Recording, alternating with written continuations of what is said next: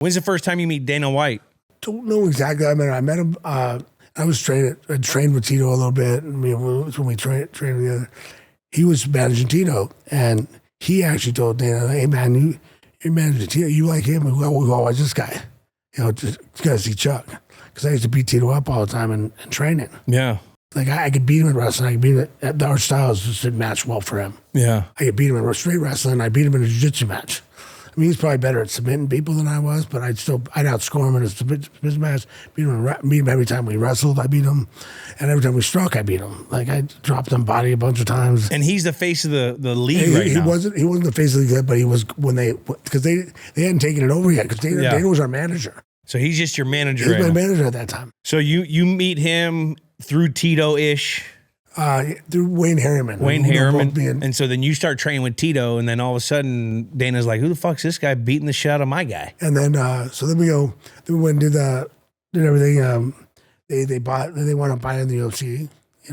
How was he as a manager? Great. Like he was the first guy going out and trying to get other things. Like he was trying to get us in not just like Black Belt magazine or whatever. He's trying to get us fitness magazines or get different. He was trying to get better exposure, more stuff. Yeah, he was getting you to different markets. Yeah, he was really. And then when he, I don't like to speak for him, but I think the way I understood it back then was he was looking at him and Lorenzo were talking about doing a boxing promotion, and they decided, hey, why don't we do this UFC stuff that's not being run right? Let's do it the right way.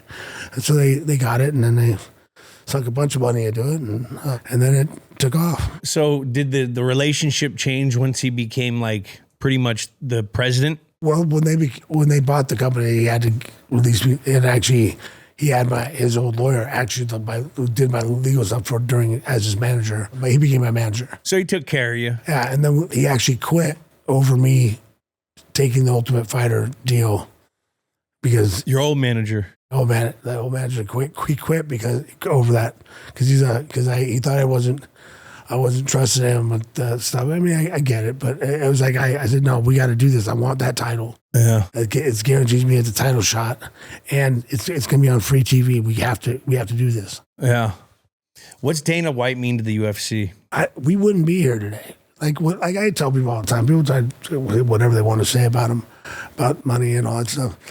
When I came into the sport, when I loved it and I moved in, I mean, a home run was making $150,000 a year. By the end of my career, like I was making over $150,000 on my shorts. Yeah, I mean they've gone away from that now too. But I was making more than that in sponsorship. And not that. And by the way, that home run was fighting 3 times that year to make that 150. Yeah, and that's that was if you were the top guys. Yeah.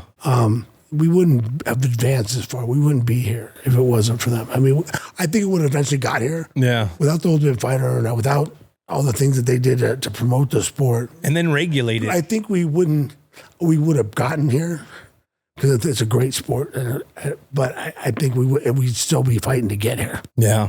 We wouldn't be here yet. It's one of those things. It's like, I mean, I remember we went around. We were doing all these things, just trying to get. We were going to Boston Globe, begging them to put us in the leisure section. Yeah, they weren't even covering us in the sports section.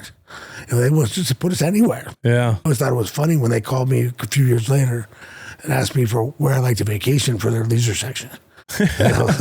After we've been there trying to break in to just get coverage, and that was one of the things for me that actually I think helped me cross over a little more with fans and stuff like that. So we were doing all this stuff. I was like, man, you did a good job of marketing yourself. I wasn't marketing me. I was trying to market our sport. Yeah, like I was trying to get Dancing with the Stars. I did that because it's a different demographic, and I wanted them to see us, and they were not a bunch of Neanderthals. Because that's one of the things we're fighting in the beginning was just a bunch of guys that fell off a bar stool and wanted to fight.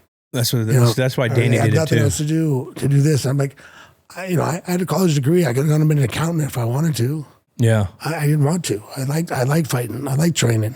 I like doing martial arts. I like the sport.